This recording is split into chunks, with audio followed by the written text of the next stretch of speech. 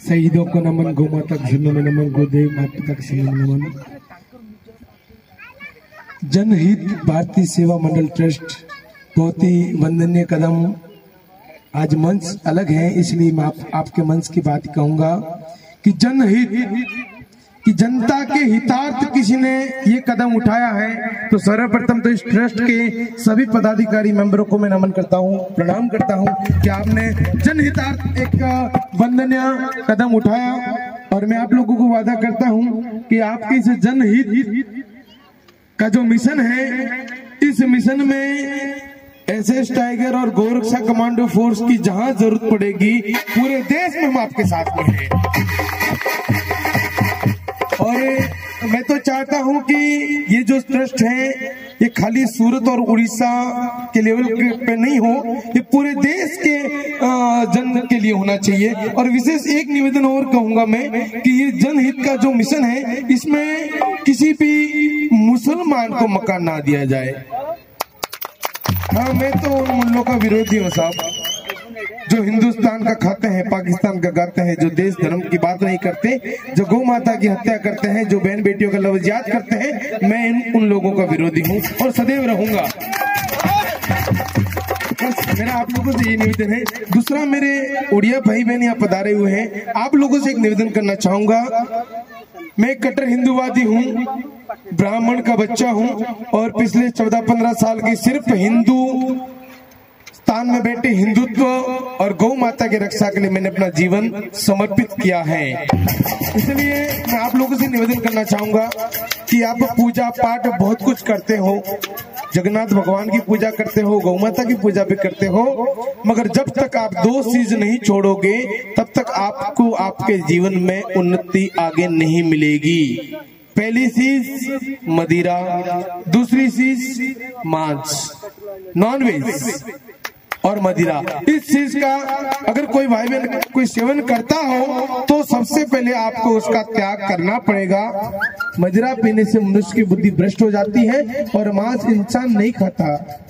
हम कोई इंसान कैसे किसी चमड़ी को खा सकते हैं?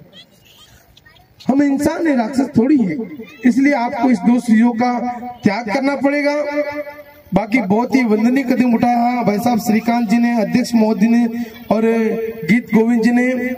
इनकी सुरीली आवाज की जितनी तारीफ करूं उतनी कम है। 18 दिसंबर को मेरे बर्थडे में बॉम्बे में बहुत बड़ा आयोजन रखा था और वहां पर हजारों हमारे राजस्थानी समाज और साथ में पूरे देश के लोग पहुंचे थे और आपने जो गौ माता का भजन गाया और वहीं से आपने मेरा दिल जीत लिया और तभी से इनके साथ मैं कदम कदम चल रहा हूं।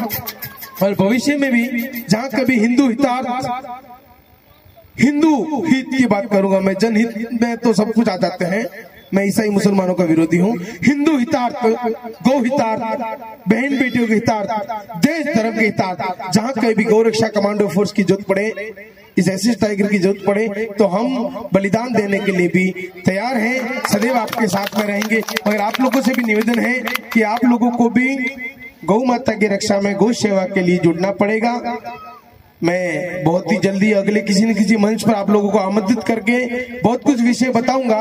बाकी आप सभी लोग आजकल आज के जमाने में पढ़े लिखे हो, यूट्यूब पर आप एसएस टाइगर राजपुरोहित करके देखिएगा, खाली एसएस टाइगर लिखिए, कंटिन्यू एसएस टाइगर, तो आपको मेरी कुंडली पता चलेगी कि मैं हूँ कौन। ज्यादा पढ़ा लिखा नहीं हूँ, 7वीं पास हूँ, मगर देश धर्म का ऐसा भूत सवार है। जैसे मीरा भगवान के भजन में अंधी होके नाचती थी तो मीरा को लोग पागल कहते थे। आज भी कुछ लोग ऐसे हैं जो जगन्नाथ भगवान के गौ सेवक, बहुत सारे ऐसे भगवान जो भगवान की भक्ति की जिनको लगन लगी है और उनमें जो अंधे होकर जो नाचते हैं, लोगों को पागल कहते हैं। मगर मीरा जिसको देख के नाची थी वो कन्हैया किसी और को कहाँ दिखा। अगर वो दुनिया को दिखा होता तो लोग मीरा को पागल नहीं कहते। और मुझे उस गौ माता के अंदर वो दिख रहा है। ये आपके जगन्नाथ भगवान भी कहाँ विराजते हैं? गौ माता के अंदर। 33 कोटि देवताओं का वो विश्व से मात्र उस गौ माता के अंदर 33 कोटि देवी देवताओं का निवास है। परंतु दुर्भाग्य इस देश का कि आज वो सनातन धर्म की माता, सनातन संस्कृति की माता गलियों में कूड़े कचरे खा रही है। ये सूरत के लिंबायत में गाय की हत्या होती है। अभी 2200 किलो गोमांस पकड़ा हमारी टीम ने, 2200 किलो, और कई दफा जेल यात्रा करके आया हूं मैं। और मैंने सरकार के सामने बहुत बड़ी, श्रीकांत जी भाई साहब, इस मंच के माध्यम से मैं आप सभी लोगों को इन्वाइट करने आया हूं यहाँ पर। मेरा आने का उद्देश्य एक ही था कि ये हिंदुस्तान की सुग्रीव जैसी जो सरकार है, भगवान राम को वादा देके सुग्रीव भूल गया था, मगर लक्ष्मण जी को जाके उनको जगाना पड़ा। उसी प्रकार मैं किसी राजनीतिक पार्टी से बिलोंग नहीं करता हूं।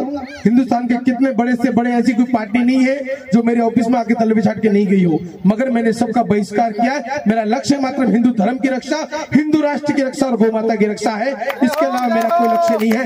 तो 18 फरवरी 2018 दिल्ली के रामलीला मैदान में मोदी सरकार के सामने एक बहुत बड़ी चुनौती लेके जा रहा हूं, और सिर्फ अकेला नहीं, 10 करोड़ हिंदू भाई बहनों को लेके जा रहा हूं। पूरे देश में से 10 करोड़ हिंदू भाई बहनों को लेके जा रहे हैं हम लोग, और हमारा मिशन लक्ष्य मात्र एक है कि हमारी राष्ट्र की माता, सनातन धर्म की माता, गौ माता को राष्ट्रीय माता के पद पर सुशोभित करे, और इस देश में हो रही गौ हत्या पर पूर्ण प्रतिबंध लगे। गौ हत्या जो आज अपने भारत माँ के चरण गाय के खून से हर रोज धोले जाते हैं, हम उस गौ हत्या को बंद करना चाहते हैं। इसी मिशन को लेके हम दिल्ली जा रहे हैं। आप लोगों से भी निवेदन है कि जिंदगी में पहली और आखिरी बार एक बार गौ माता को वोट देने 18 फरवरी को दिल्ली पधारे, और हम सबका हौसला बढ़ाए। एक बार गौ माता विजय हो गई तो मेरे भाई बहनों, इस देश को कोई नहीं हरा सकता। इस देश के अंदर जो आतंकी आकाएं, जो ये गद्दार देश विरोधी गतिविधियों को बढ़ावा दे रहे हैं, उनका सफाया करते हुए हमें कोई नहीं रख सकता। हम अपने आप में सब भगत सिंह, सब झांसी की रानी है, मगर सिर्फ जगाने की कमी है। हनुमान जितनी ताकत सबके अंदर है, सिर्फ और सिर्फ जामत जी की कमी है। इसी के साथ अपनी वाणी को विराम दूंगा, और अंत में कहूंगा कि जिंदगी रही तो फिर मिलेंगे, जिंदगी रही तो फिर मिलेंगे, वरना हिंदू हैं हरिद्वार में जरूर मिलेंगे। जय हिंद, जय भारत।